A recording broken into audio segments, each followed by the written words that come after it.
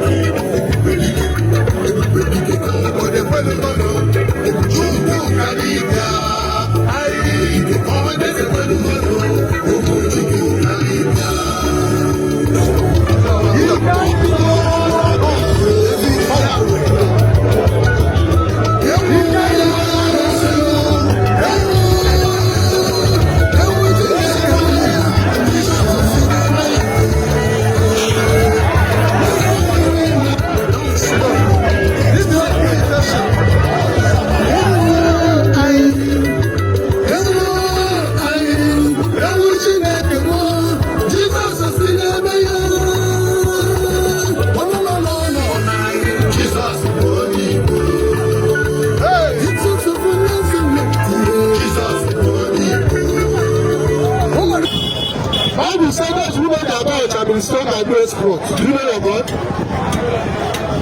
Those who know their God shall be strong and do exploits. They might be in effect. You know, if someone will not wear to King of all of them, I'm going to do. Because in one country, I don't know what I'm going to do. Because 89% of church will be open to everyone. We must hold the truth and preach and say the truth. Our God is a consuming fire.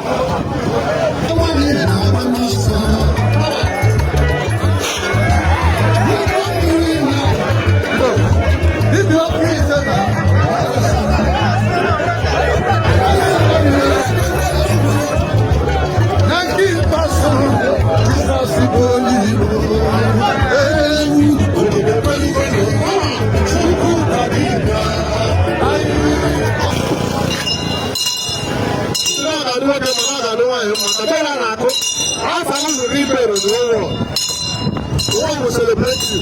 Celebration, celebration.